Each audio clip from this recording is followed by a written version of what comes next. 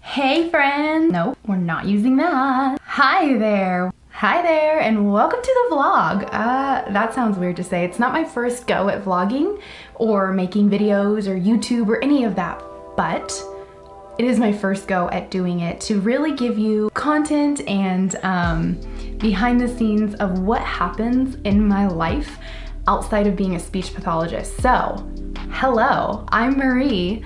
Some know me as Marie, the SLP, the speech language pathologist. I'm a preschool speech language pathologist. I shouldn't say I am one because I'm way more than that.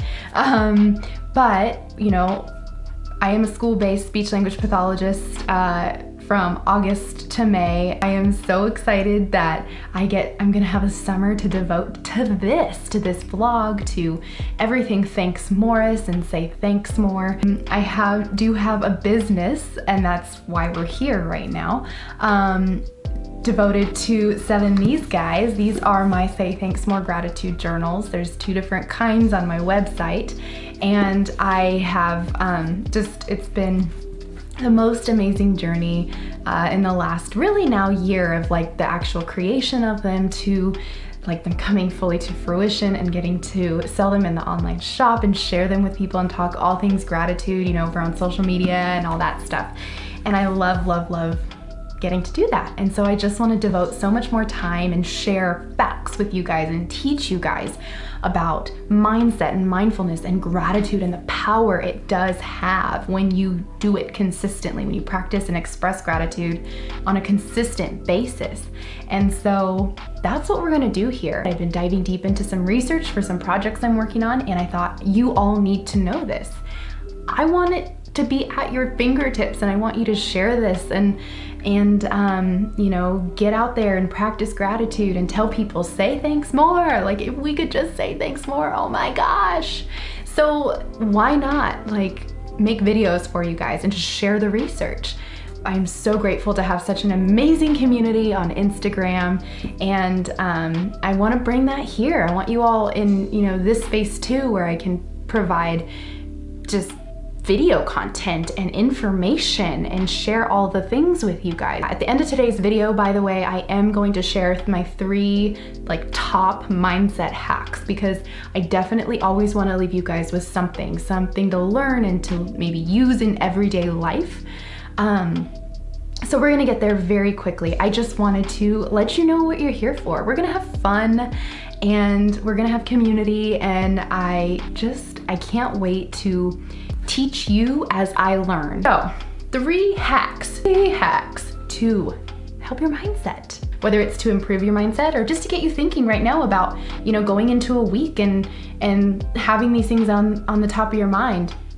I recently posted these to Instagram too, so find my Instagram if you want to see the infographics on these as well, and maybe keep those reminders on your phone, like screenshot, you know, or whatever. My first tip here is know that your energy is yours to protect. That means we all vibrate on a frequency, and we all have energy, and the energy you have, you bring to others. It's inevitable.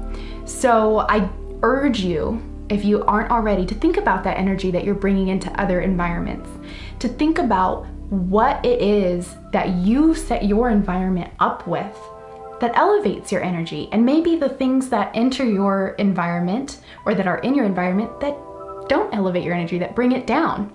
The bottom line is, it's up to you to know what it takes to vibrate at your highest frequency. If you find yourself throughout the days or the weeks maybe blaming others or outside situations for bringing you down, think about what you can do to bring yourself back up and not blame the others or other situations for controlling your energy, because you're in charge. The control is actually in your hands. So think about that, okay? And my second point kind of goes along with this. Basically it is, we can't blame others for our mindsets. So if you find yourself in a negative mindset, you know, for a whole day, it's not going to do you any good to blame others for whatever is happening. Really taking a look inside and being self-reflective and just owning what you're feeling is going to help you start to shift your perspective. You have the power. Again, it's back to that energy. And when you understand what you can do to elevate where you're at, that will help you see that you do have that power over your mindset. And as you practice these things regularly, I promise you, and I say this because I've gone through it, that you will find yourself later on in situations where you're like someone says something and it immediately makes you mad and you start to get frustrated, and you might find yourself starting to think about, okay, because I have self-talk now that goes, Marie, you can control how you react right now. You can control how you react 10 minutes later from this conversation. And when you walk away, you can control the rest of your day. It's not going to ruin your day or whatever, blah, blah, blah. Do I always listen? No, I'll be honest with you. It's harder sometimes, but I have that dialogue now that's very clear in my head. It used to be like muffled, and now it's very clear, and it's getting clearer as I do more soul searching and self-reflection. Consistent practices are really what makes a difference. My third point for you goes to gratitude, and this all works together. All these things are intertwined. But my third point for you is this, and it's a phrase I've coined. I just came up with this last week, and I'm so proud of it. Listing 3 gratitudes a day can keep the cortisol at bay. So here's some nugget of research that I found out in the last 2 weeks. I've known this, but I really did a deep dive, and they talk about studies on the brain and brain imaging and all that stuff, and looking at people that are expressing gratitude versus maybe people that, they'll do studies where people they're actually asking them not to. They're asking them to express things that they don't like, which sounds dangerous. For 12 weeks to 12-week studies, I'm like, oh, I don't want to see what I'd look like after 12 weeks of talking about all the things that make me upset. Anyways, basically what they found is that when you express gratitude, not just thinking it, but actually physically verbalizing it, writing it down, maybe doing an art piece about it, writing a song about it or whatever, every time you express a gratitude, you get a dopamine release, your serotonin raises, and your cortisol either, it decreases or there's less production of it throughout the day. And that's huge because cortisol is the stress hormone. So the more, cortisol is being produced, the more stressed you might feel. And so when I say it keeps the cortisol at bay, it's because if you can start your day, and I encourage you to do it at the beginning of the day, because if you can start your day listing at least, doesn't mean only 3, it means at least 3 things you're grateful for. And the reason why I say at least, by the way, is because if you start with 3, you'll find that you can list more. But 3 is like a magic number for some reason, for me anyways. If I list 3, then I want to keep going. If I list 1, I'm like, okay, 1 and done. But if I list 3, I'm like, oh, but then there's that, oh, but there's that. So just keep going. So at least 3. And then throughout your day, things come up that you can't control. Changes come up at work or with your family or whatever. And when you have those 3 things that this morning you were reflecting on, they're still on your brain, they're still on your heart, you can easily go to them when things shift. And I find the more that I do it, the easier it is for me when I get an email that comes through that I don't like, when I'm at work and it makes me emotionally tense. Emotionally tense, is that a thing? Maybe that cortisol's getting ready to punch me in the face. I have those things to reflect on, and I find it to be easier to reflect on those things, maybe then go outside and take a walk and walk away from my computer or whatever it is that I need to do. And so when I say keep the cortisol at bay, it's not guaranteed that it's not gonna come, right?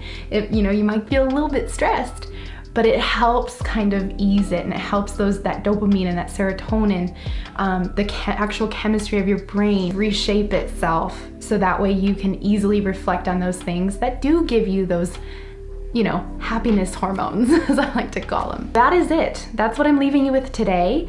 But I cannot wait to share more with you and to take you on all these different journeys. And, we're gonna have a fun summer. You can actually find me over, and I've linked everything in the notes. I sound like I'm doing my podcast, which I do have a podcast, by the way. Should have mentioned that. Everything is below. What I want from you right now, if you're so compelled to do, is in the comments, leave me 3 things you're grateful for. Look around you. I'll start. It's raining outside right now. I'm really grateful for it. I love the rain because I love that it brings new life the next day.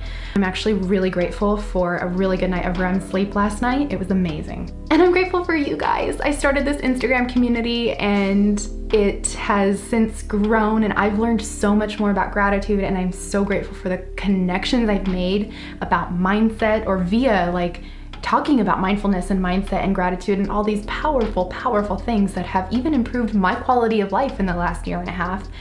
So I'm grateful. So thank you for being here. I can't wait to share more with you. If you want to learn more right now, click the link down below. Go to my website, thanksmorris.com. Sign up for my newsletter. You get a 10% discount on journals if you sign up. You know, have a great day. See you next week.